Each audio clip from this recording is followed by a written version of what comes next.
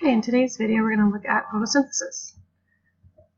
So, photosynthesis is the process that creates a nutrient source for the biosphere. All living things rely on the photosynthesis of organisms for all the energy that is in Earth. So it's a process that converts solar energy into chemical energy. Plants are photoautotrophs. They use energy to make organic molecules from water and carbon dioxide. Photosynthesis also occurs in algae and some protists and some prokaryotes, but we'll be looking mostly at what happens in plants. So the major site of photosynthesis is leaves. If you think about the structure of leaves and how it relates to its function, you'll notice that leaves are mostly at the top of the plant, closest to the sun, so that they can extract the most sunlight from the environment, and that they're thin. They also contain, as we'll look at, plants contain openings. These are called stoma or stomata. A stoma is surrounded by two guard cells, and these two guard cells allow for the opening and closing of these stomata, which allow carbon dioxide to enter into the leaf space so that photosynthesis can take place. You also see leaves are organized. The cells in leaves are organized so that those that carry out the most photosynthesis are at the top of the leaf, where most of the sunlight hits.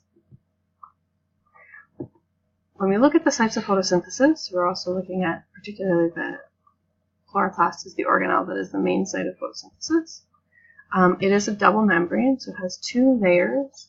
The inner membrane is also highly folded and highly organized into thylakoids. Thylakoids are stacks of up and down, and the thylakoids form a granum.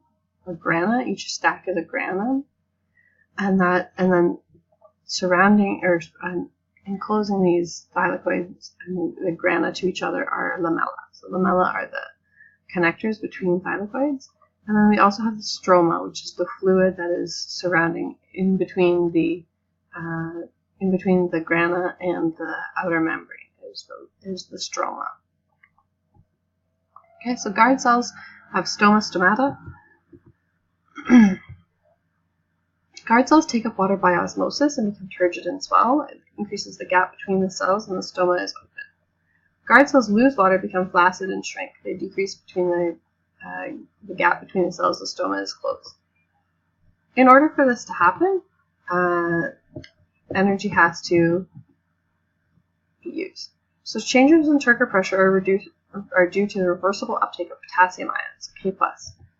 When the stomata are open, the guard cells get the potassium from the neighboring epidermal cells, so they actively transport potassium across. Potassium coming across causes chloride ions to follow along. When you have potassium and chloride in the cell, that causes water.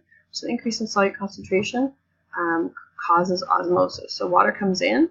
When the stomata are closed, that means that the active transport of potassium is stopped, and the potassium just naturally diffuses back out.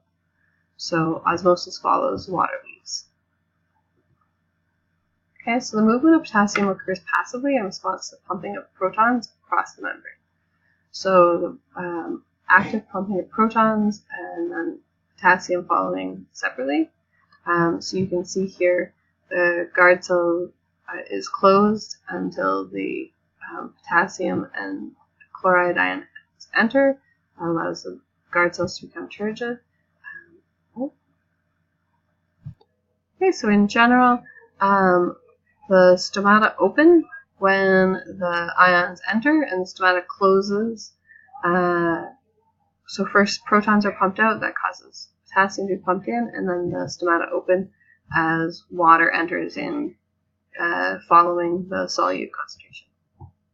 In general, stomata are open during the day and closed at night. Let's think about why that might be. So the first thing is that plants are going to have cues for the stomata opening. They're going to know when it's time to open. So the reason that they're closed at night is because there's a lack of light, meaning that photosynthesis isn't taking place. This also reason for them to close their stomata is to reduce water loss. So they're reducing the amount of water that they are using by closing their stomata. So there's a blue light receptor in the guard cells in the plasma membrane. stimulates the activity of the ATP-powered pumps. So the blue light receptor, blue light is the wavelength of light that first hits Earth as the sun starts to shine, and so the blue light is tells the plant that it's time to start photosynthesis and to open up the stomata. Photosynthesis begins in guard cell chloroplast, which makes ATP available. So as soon as light hits, then photosynthesis starts happening, and that makes ATP available for the active transport of protons for hydrogen ions, which then allows the potassium ions to be pumped in. And also depletion of CO2 in the airspaces within the leaf. So carbon dioxide is getting used up. That must mean that photosynthesis is taking place. There's also an internal clock. So plants in the dark actually continue with a roughly 24-hour cycle of stomatal opening, which means that plants have a circadian rhythm. And circadian rhythm is also found in other more complex organisms like ourselves. And circadian rhythm is what gives us our wake-sleep cycles. And even if we are left in the dark, we still find cycle.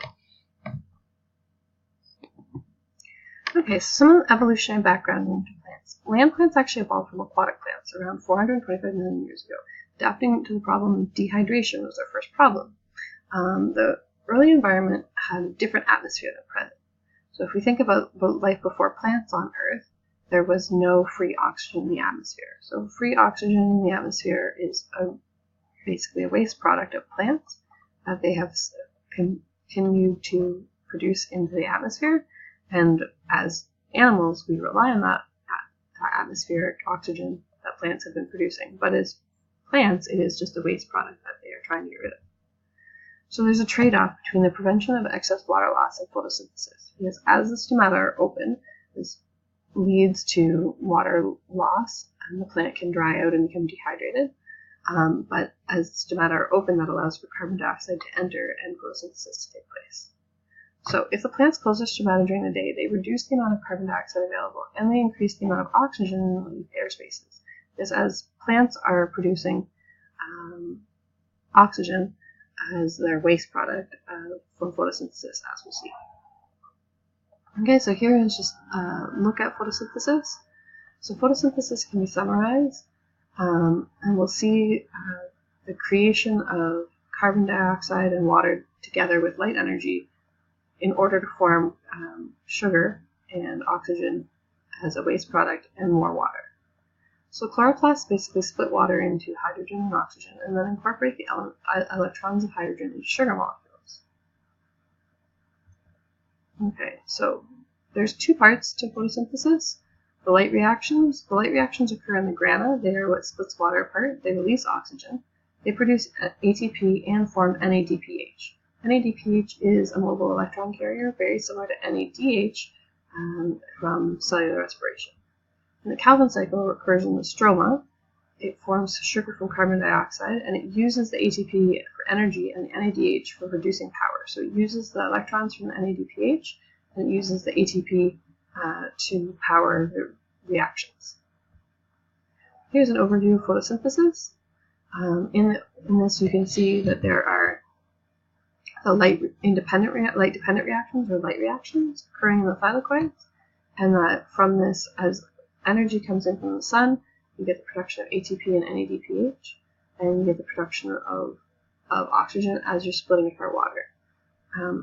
At the same time as this is being produced, the ATP and NADPH is being moved over to the light-independent reactions, or the Calvin cycle, where the carbon dioxide is fixed or attached to larger molecules. Water comes in, and then we're making an end product, which is glucose. And that recycling then, we have NADP plus and ADP being the end product out of the Calvin cycle, and moving back to the photosystem to be re-energized by more sunlight energy. Okay, so the light reactions. So the light reactions convert solar energy into chemical energy of ADP and NADPH. Light is a form of electromagnetic energy, so we need to talk a little bit about how light works in order to understand how photosynthesis occurs. So light travels in waves. So when we talk about light, we talk about its wavelength, which is the distance between the crests. And that determines the type of electromagnetic energy. So this is the electromagnetic spectrum, is the entire range of energy, or radiation. So you can see that from gamma rays to radio waves, we have a very large spectrum, but a very narrow portion of it is visible light. So the shorter wavelength is violet light, and the longer the wavelength is red light. And so this is the visible light spectrum, which is found within the electromagnetic spectrum, and this is what is used to power photosynthesis. So these include the colors of light that we can see, which is not a coincidence. We see the colors of light because we are evolved from organisms that first were able to use these colors. So the wavelengths that drive photosynthesis are the same wavelengths that are visible light. So pigments are substances that absorb visible light and then reflect light, which include the colors that we see. So a pigment is anything that absorbs certain wavelengths and then reflects back the other wavelengths. So as we can see, the pigments in plants are absorbing all of the wavelengths of the rainbow, of a prism basically, and reflecting green light. So green light is not used by plants for photosynthesis. That's why we see plants as green. So the spectrophotometer is a machine that actually allows us to quantify the amount of energy that is being utilized. So it sends light through pigments and then measures the fraction of light that's transmitted at each wavelength. So what we can then do is see an absorption spectrum for the chloroplast pigments, and that's going to tell us a little bit about how effective different wavelengths will be at driving photosynthesis. So if the plant absorbs that color of the spectrum, then it means that it's going to probably use that for photosynthesis. So here's an absorption spectrum known as a graph plotting. So this is how we would create an absorption spectrum. So we have white light. We're going to break it apart with a refracting prism into the wavelengths of light. Then we're going to isolate for one certain wavelength. So here we're isolating for green light. And in green light, we're going to pass it through the chloroplast solution and see how the chlorophyll solutions, right? The chlorophyll broken apart into specific pigment chlorophyll, and see how much of the chlorophyll is absorbing the green light and how much of it is being transmitted onward. So it hits this photoelectric tube. This then gives us a galvanometer to show us how much is hitting the amount of electricity that's being generated. So this is high transmittance in green light. Low absorption means that chlorophyll absorbs very little green light. Then when we switch to blue light, and we shift the prism, we have a different ray going through. We see very low transmittance or very high absorption. So the chlorophyll readily absorbs most blue light, which means that blue light helps to power photosynthesis. Probably is going to be helpful for photosynthesis, is going to be utilized by plants. So the absorption spectra of 3 different types of pigments in chloroplasts. So the 3 different experiments help reveal which wavelengths of light are photosynthetically important, and the results are shown below. So these are 3 curves for 3 different wavelengths of light that best absorb chloroplast pigments. So these are 3 pigments that are found in chloroplasts. So you have chlorophyll A, and you can see its and chlorophyll B, and you can see its the path of the wavelengths of light that chlorophyll B absorbs. So you can see that there's very high absorption in the violet range and in the red range, and there's very low absorption through green and yellow. And then there's carotenoids, which are a 3rd pigment, and you can see that they have high absorption through violet and blue, and then no absorption through the rest of the wavelengths. And carotenoids, when we look at that as a pigment, it appears to us to be yellow-orange, or red even.